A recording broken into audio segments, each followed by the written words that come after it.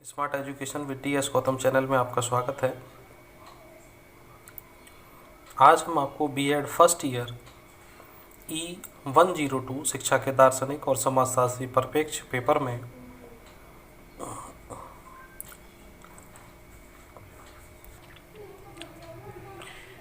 ये 5वां यूनिट है, एजुकेशन एंड वैल्यू, शिक्षा और मूल्य। प्रत्येक यूनिट के अंतर्गत कुछ शॉर्ट और वेरी शॉर्ट क्वेश्चंस दिए हुए हैं जो एग्ज़ाम की दृष्टि से बहुत ही महत्वपूर्ण है। हर बार यूनिवर्सिटी एग्ज़ाम में आते रहते हैं। आज हम इन्हीं का थोड़ा सा अध्ययन करते हैं। ये वेरी शॉर्ट क्वेश्चंस हैं 5th यूनिट के, जिनमें हम इनको एक एक करके इन पर विस्तृत चर्चा भी करेंगे और इनको अच्छी तरह से ध्यान से देखिएगा। तो पहला क्वेश्चन है, मूल्यों का अर्थ बताइए। मूल्यों का अर्थ बताइए।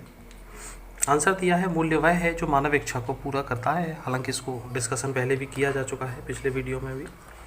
तो इच्छा को पूरा करता है, एक लाइन में लिखना है बस आपको।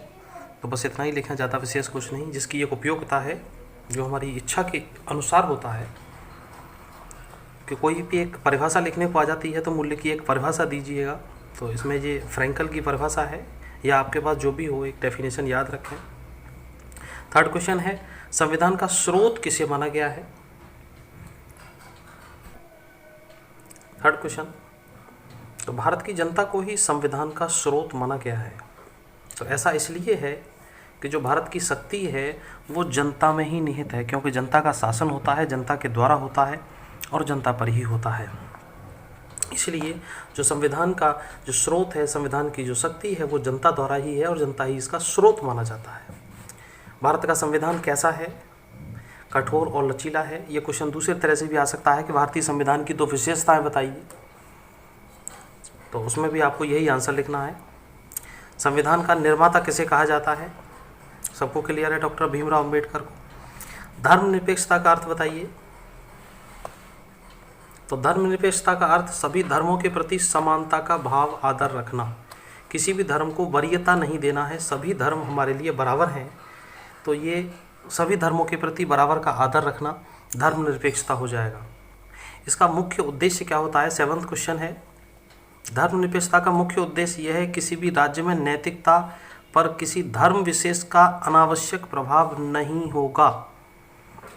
प्रमुख उद्देश्य सबसे बड़ा ये है कि किसी भी राज्य में, किसी भी क्षेत्र में, किसी भी जगह पर किसी भी विशेष धर्म का कोई भी अनावश्यक प्रभाव ना हो।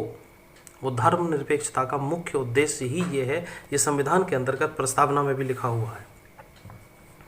आते हैं नेक्स्ट क्वेश्चन पर। भारतीय संविधान की धारा 27 का क्या आशय है। भारतीय संविधान की धारा 27 के द्वारा अस्पृश्यता का अंत कर दिया गया है।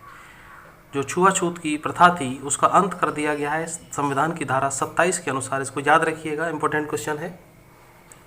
धर्मनिरपेक्ष राज्य में विद्यालय के कार्य क्या हैं। तो इसमें लिखना है, ये सभी आंसर एक एक लाइन के हैं, इसलिए थोड़े से महत्वपूर्ण हैं। जानते समझते सब हैं, बट लिखना क्या है कम से कम शब्दों में वो लिखिएगा। सांस्कृतिक विरासत को सुरक्षित रखना, उसे परिवर्तित कर आने वाली पीढ़ी को हस्तांतरित करना, ये सबसे बड़ा कार्य है जो विद्यालय के द्वारा होता है। क्योंकि विद्यालय में शिक्षा दी जाती है, शिक्षा के द्वारा व्यक्ति ज्ञान को, पुरानी विरासत को सुरक्षित रखता है, उससे आने वाली पीढ़ी को धरोहर के रूप में देता है। नेक्स्ट क्वेश्चन, जनतंत्र का अर्थ बताइए। जनतंत्र, जनता के हाथ में शक्ति। क्लियर है। नेक्स्ट क्वेश्चन, धार्मिक शिक्षा के 2 दोष लिखिए। ये 2019 में आया हुआ क्वेश्चन है। धार्मिक शिक्षा के 2 दोष। तो जो धार्मिक शिक्षा है, धर्म विशेष से संबंधित शिक्षाएं दी जाती हैं, उनके 2 दोष बताने हैं। राज्य द्वारा चलाए जा रहे विद्यालयों में धार्मिक शिक्षा नहीं दी जा सकती। दूसरा, दूसरे धर्म और व्यक्तियों की सहमति बिना धार्मिक शिक्षा नहीं दी जा सकती। ये 2 दोष हैं। एक तो राज्य सरकार द्वारा जो भी विद्यालय चलाए जा रहे हैं, जो राज्य सरकार के द्वारा वित्त पोषित हैं, उनमें धार्मिक शिक्षा नहीं दी जाएगी। वहाँ पे कैसी शिक्षा दी जाएगी, धर्मनिरपेक्ष। और दूसरे धर्म और व्यक्तियों की सहमति के बिना धार्मिक शिक्षा नहीं दी जा सकती है। क्लियर हो गया। धर्मनिरपेक्षता का अर्थ बताइए। आखिर होता क्या है धर्मनिरपेक्षता। सभी धर्मों के प्रति समभाव और आदर की भावना, ये ऊपर भी आ चुका है, दोबारा क्वेश्चन रिपीट हो गया है। धर्मनिरपेक्षता का उद्देश्य, ये फिर दोबारा से रिपीट है क्वेश्चन। आगे देखते हैं। संविधान का लक्ष्य बताइए। संविधान का लक्ष्य भारत में एक संपूर्ण प्रभुत्व संपन्न लोकतंत्रात्मक गणराज्य की स्थापना करना है। दोबारा से इसको देख पा रहे हैं। संपूर्ण, संपूर्ण मीन्स पूरा, प्रभुत्व जिसकी अपनी अपनी एक सत्ता हो, संपन्न, अपने आप में पूरी तरह से संपन्न हो, लोकतंत्रात्मक गणराज्य जिसमें जनतंत्र का पूरा गणराज्य हो। गणराज्य का मतलब राज्यों के भी गण अलग अलग सब इकट्ठे होकर एक जगह पे केंद्र को स्थापित करते हों, वे सभी। संविधान की धारा 28 फर्स्ट में क्या अभिप्राय है? राज्य द्वारा पूर्णतः पोषित किसी शिक्षा संस्था में धार्मिक शिक्षा नहीं दी जाएगी। क्लियर? इन सबको याद करें। भारतवर्ष में नया संविधान कब लागू हुआ था? सबको पता है, 26 जनवरी 1950 में। आते हैं इसके नेक्स्ट पेज पर।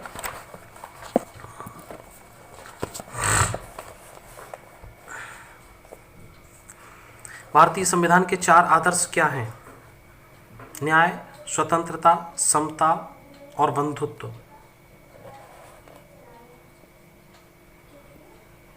अब और क्लियर हुआ? 42वें संविधान संशोधन में क्या क्या जोड़ा गया?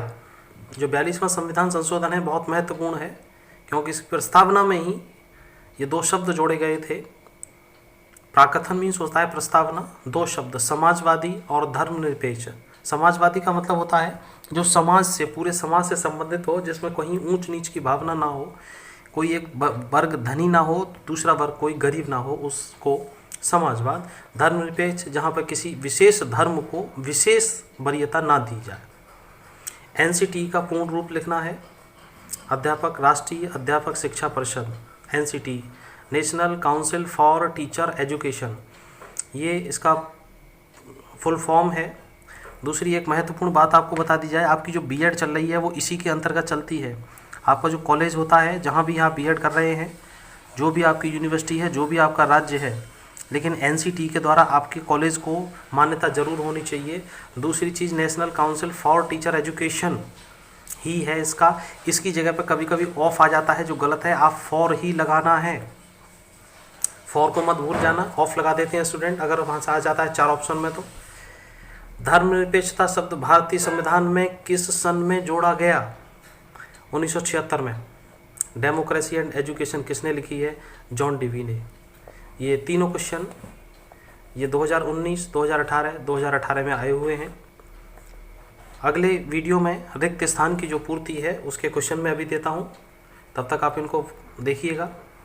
और चैनल को अच्छा लगे तो ज़रूर लाइक करें, शेयर करें, सब्सक्राइब करें। आपके फ्रेंड्स जहाँ भी बीएड कर रहे हों या किसी कंपटीशन की तैयारी कर रहे हों, संबंधित हों, उन सबको इस वीडियो को ज़रूर शेयर करें। Thanks for watching.